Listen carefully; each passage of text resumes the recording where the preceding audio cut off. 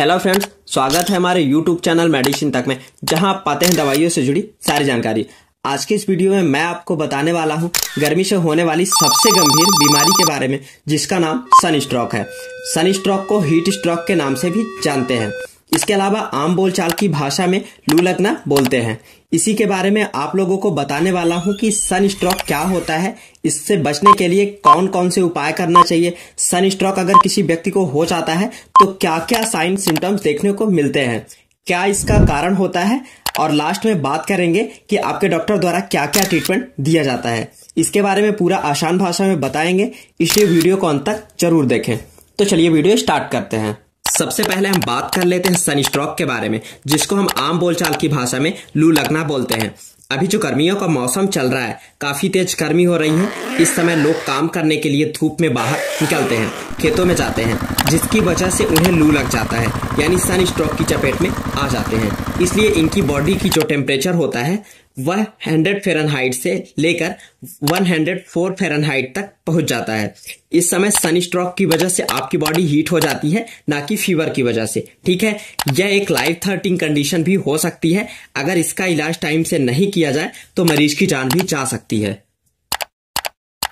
तो सबसे पहले हम बात कर लेते हैं सन स्ट्रोक के काजेज के बारे में, इसके कारण के बारे में कि ये किस किस कारण से सन स्ट्रोक हो सकता है। तो सबसे पहला इसका जो कारण है वो है हाई टेम्परेचर, यानी अधिक टेम्परेचर में जाने की वजह से आपके बॉडी का जो टेम्परेचर होता है वो आवश्यकता से अधिक बढ़ जाता है, जिसकी वजह से आपको सन स्ट्रोक हो सकता है, लू लग सकता है। ठीक है, इसके अलावा हैवी वर्क अंडर सनलाइट, यानी धूप में काम करने की वजह से भी आपको लू लग सकती है। इसके अलावा डायरेक्ट कांटेक्ट विथ हीट, यानी डायरेक्ट अगर आप हीट के कांटेक्ट में आते हैं तो उसकी वजह से आपको लू लग जाती है। इसके अलावा कम पानी पीने की वजह से भी आपको लू लग सकती है। तो ये रहे लू लगने के कारण। अब हम बात करेंगे इसके साइन और सिम्टम्स के बारे में कि अगर किसी व्यक्ति को लू लग जाता है तो क्या क्या साइन और सिम्टम्स देखने को मिलते हैं।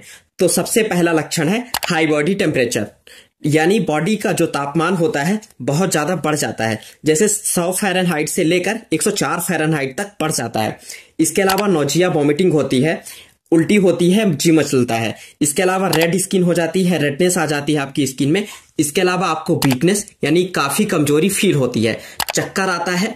इसके अलावा हार्ट रेट इंक्रीज हो सकता है, यानी सन स्ट्रोक होने पर, सन हीट के कांटेक्ट में आने पर हार्ट रेट बढ़ सकता है। इसके अलावा इंक्रीज ब्रीदिंग, जो सांस लेने की दर होती है वो भी बहुत ज्यादा बढ़ सकती है।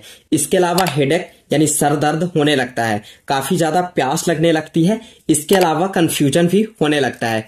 इसके अलावा कई बार सीजर एंड कोमा, यानी कभी कभी झटके भी आते हैं और कभी कोमा में भी चले जाते हैं, और पेशेंट बेहोश भी हो सकता है। अब इसके प्रिवेंशन की बात कर लें, प्रिवेंशन ऑफ सन स्ट्रोक। तो सबसे पहले करना क्या है, अगर आप अल्कोहल ले रहे हैं तो अल्कोहल को अवॉइड करें, अल्कोहल ना लें। इसके अलावा हल्के कपड़े पहने। इसके बाद वियर कैप, अगर आप धूप में बाहर निकल रहे हैं तो कैप पहनकर बाहर निकलें, ताकि आप डायरेक्ट सन हीट से बच सकें। इसके अलावा लिमिट आउटडोर टाइम, यानी बाहर कम से कम निकले। इसके अलावा ड्रिंक मोर वाटर, यानी पानी अधिक से अधिक मात्रा में पिए, ताकि आपकी बॉडी में डिहाइड्रेशन ना हो और आपकी बॉडी हाइड्रेटेड रहे।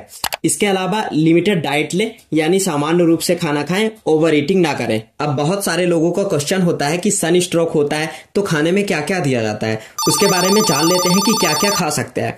तो तरबूज खिला सकते हैं, कच्चे आम का जूस पिला सकते हैं। कच्चे आम का जूस लू लगने पर देना बहुत फायदेमंद होता है। इसके अलावा नींबू पानी दे सकते हैं, नींबू पानी पिला सकते हैं, साथ ही नारियल पानी भी पिला सकते हैं। इसके अलावा अंगूर भी खिला सकते हैं। अब हम बात कर लेते हैं सन स्ट्रोक के ट्रीटमेंट के बारे में कि आपके डॉक्टर द्वारा क्या क्या ट्रीटमेंट दिया जाता है। तो वैसे तो सिम्टम्स के आधार पर क्या क्या लक्षण दिखाई दे रहे हैं उसके आधार पर ट्रीटमेंट दिया जाता है, तो इसको हम बाद में देखेंगे। लेकिन जो प्रॉपर ट्रीटमेंट दिया जाता है, जो कि सबके लिए जरूरी होता है, कॉमन होता है, उसके बारे में जान लेते हैं। तो जिस मरीज को लू लगा है, सबसे पहले उसके पैर को थोड़ा सा ऊपर करें, ताकि उनका ब्लड सर्कुलेशन अच्छे से हो पाए। जहां पर अच्छी हवा लग रही हो उस कमरे में लेकर जाएं। इसके अलावा अगर आपके पास एसी है, फैन है, कूलर हो तो चला दे, ताकि उसकी बॉडी का जो टेम्परेचर बढ़ा हुआ है वो कम हो जाए। इसके अलावा यदि पेशेंट बेहोश नहीं है तो उसको ज्यादा से ज्यादा पानी पिलाएं। अगर पेशेंट बेहोश है तो जबरदस्ती पानी ना पिलाएं, उसके मुंह में जबरदस्ती पानी ना डालें। इसके अलावा पेशेंट को कोल्ड कंप्रेशन देना होता है, यानी ठंडे पानी से पूरी बॉडी को पोंछा जाता है। तो इसके लिए पानी लें, उसमें एक कपड़े को भिगोए और उसकी पूरी बॉडी को पोंछें ताकि पेशेंट का तापमान जो बढ़ा हुआ है वो ठीक हो जाए। इसके अलावा इस समय पेशेंट का बीपी चेक करेंगे, पल्स चेक करेंगे, ब्लड में शुगर का लेवल चेक करेंगे, देखेंगे कि पेशेंट डायबिटिक है या नहीं, देन ट्रीटमेंट स्टार्ट करेंगे। तो ट्रीटमेंट में सबसे पहले उसको आईवी फ्लूइड देंगे।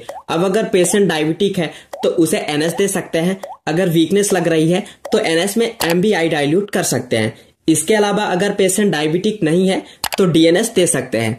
और यदि पेशेंट को काफी कमजोरी फील हो रही है, कमजोरी जैसा लग रहा है, चक्कर आ रहा है, बीपी कम हो गई है, हाथ पैर कांपने लगे हैं, तो इसके लिए आप आरएल लगा सकते हैं और उसमें एमबीआई भी डाइल्यूट कर सकते हैं, डाल सकते हैं। ध्यान रखें फ्लूइड को आईवी यानी इंट्रावेनस रूट से ही देना होता है, इसे ओरली ना लें, सीधा मुंह से ना लें। सन स्ट्रोक में ज्यादातर इलेक्ट्रोलाइट इम्बैलेंस हो जाता है तो बीपी कम हो जाता है।